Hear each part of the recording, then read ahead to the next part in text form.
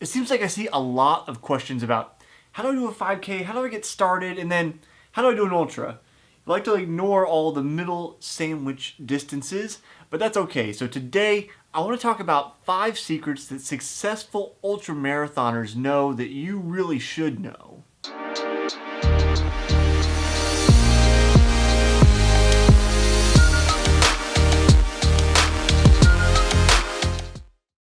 If you haven't been with me here on the channel before, I'm Jesse Funk. This is a show I call Runner's High, where we talk about everything running related or endurance related as I get into triathlon sometimes. So if you have questions about any of that kind of stuff, leave them down in the comments. But more importantly, if you are in the endurance community, running specifically or triathlon, hit the subscribe button. Stick around for more episodes every Tuesday and Thursday. So we want to think, okay, I want to do an ultramarathon, but how do I get there? I've never run anything quite that long before, and there's got to be some trick to it. There's got to be some secret, right? Well, they aren't so secret as maybe they are hidden if you haven't done it before and you don't know runners that have done this kind of distance. But there are some secrets or tips that you should use when you're setting up your training to try to make your bid to finish your first ultra successful. And the first of them is going to be building mileage smartly.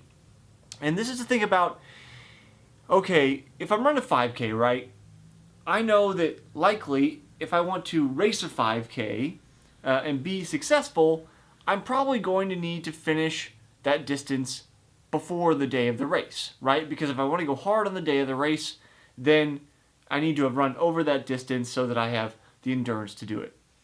Ultramarathons, it's a little bit different philosophically, in that you may not actually complete that particular distance in training until race day, which is a little bit of a mindset shift, right? Where you go, well, I haven't done it before, but here it goes. But you can prepare yourself by building mileage smartly, and that means most of your runs are going to be long runs, right?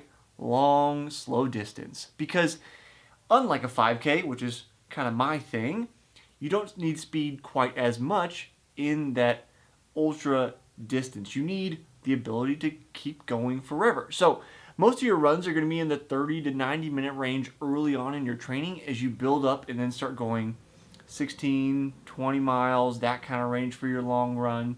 And then you go on to, depending on whether you're going 50K, 50 mile, 100 mile, it will range.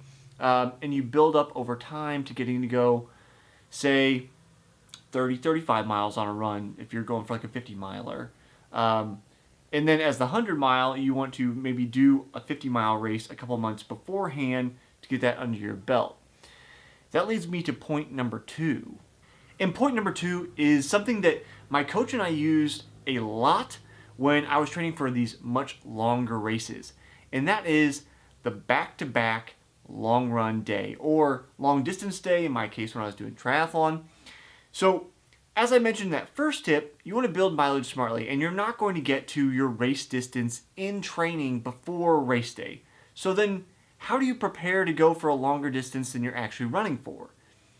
And that is in this whole step, the back-to-back long run day. So this is one way to simulate your mileage and the fatigue that's associated with that longer mileage without actually going for that longer mileage all in one sitting. The idea being here that you accumulate mileage from your long run one day, you're still tired the next day, and you do it again. So in some ways, it's kind of like a long run interval if you think about it. Like on the track, if I'm doing intervals, I'm going to have rest in between the periods. Although maybe I'm training for a particular distance, I break that up into more manageable chunks. It's kind of the same philosophy here, except that your break period is more like 8 to 12 hours or more, and you get some sleep in there as well. That all being said, most people end up doing these on the weekends as a Saturday-Sunday block. I did them Sunday-Monday. That's just how my schedule worked out because I own a company and I had the flexibility. But for you, probably going to be a Saturday-Sunday block, which means tell your loved ones that you love them, you'll see them later because your weekend is pretty much going to get eaten up. But when you do this, it helps you have the ability to go for that longer distance. So use this in your training block. This comes later on. So if you're just beginning this ultra kind of training, so you're 6 months out, you don't necessarily do this in the beginning. As you get to 3 months to go, then you start thinking about, okay, I built up mileage. Now we're going for, the 16 to 20 mile runs. So maybe I go 20 miles on Saturday and I go 15 miles on Sunday or something like that. It depends on your mileage, where you are in your training, all those kinds of things. We can parse out the details in the comments below for you in particular, but that's when you start adding it in as you're leading up into the race. Tip number 3 can't be overstated, and that is practicing your fueling before race day. And that means everything. So this is something that's a little more technical than it is physical, but it's super, super important. And knowing what exactly works with you, because you want to avoid GI distress, which is when your stomach feels terrible and you feel like you gotta poop, and then you can't race because that is going on. So you need to practice what you're using in these long runs, especially those back-to-back days. Whatever it is that you're going to be drinking. So say like you're using Our Hydration, it doesn't have any sugar in it. So I'll explain this in another video, but because it doesn't have any sugar in it, it actually means that you hydrate faster, and hydration is super important when you're going for such a long event. But because it's such a long event, you also need fuel. So if you're using like a system like ours where your hydration and your fuel are separate, which is an easy way to control exactly how much you're taking in, you need to practice that beforehand. And consequently, if you're using like an all-in-one type product, like Tailwind, they just shove everything in their drink. It works for some people, doesn't work for others. In any case, whichever system and strategy you want to use, you want to practice that beforehand so that you know, yes, in fact, this does work. I am comfortable with it, and it doesn't bother me. If that sugar, in your drink bothers you, or you have higher hydration needs, please check our stuff out, soulpure.com/shop. But as with anything, it is a matter of practice makes perfect, and practice ahead of time to make sure you don't do anything new on race day, or at least anything that you can control, because everybody knows, especially in an ultra, things are going to go poorly at some point, and you just have to adjust on the fly. Tip number 4, this is one that's often overlooked and can sneak up on people because they feel like I'm going easy. And that is to avoid those jelly legs late in the race by practicing your downhill running. And I mean like learning to bomb downhills, just really charge downhills. Now you're not going to do this in the race because you don't want to like bomb your legs out, but in training there's a different amount or different muscle set, so to speak, the way your muscles are being used when you're going downhill.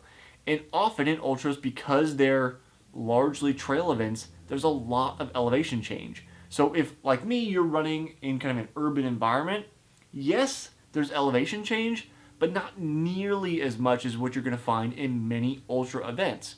So when you practice this, you're building up the kind of muscle capability to deal with repeated kind of stabilization of your body as you're moving downhill. When you don't do this and you find yourself going downhill over and over and over, your muscles simply aren't strong enough to keep up with it, and you get these jelly legs, which is where your legs are wobbly and they don't feel like they want to move. Even if you're taking in all the right nutrition, even if you're taking in enough water, you're fueling properly, you got enough electrolytes, you got enough sugar, you got all the things going on, but your muscles just can't handle it. Everybody does have a breaking point, so it's important to spend time going downhill, in specifically like downhill repeats in some kind of practice before race day. Which leads me to my last and final tip or secret for ultramarathon success, and that is strength training. Strength training is really important for pretty much any runner, but we can often ignore it in the shorter distances because you can get away with not doing it for a while, unless you're particularly injury prone, and then you definitely need to do it. It's something everybody should be doing, but for ultramarathoners in particular, you're especially susceptible to injuries because of repeated use. So repeat use injuries or overuse injuries happen very commonly in running because we're using the exact same muscle groups and firing patterns over and over and over, day in, day out, without variation.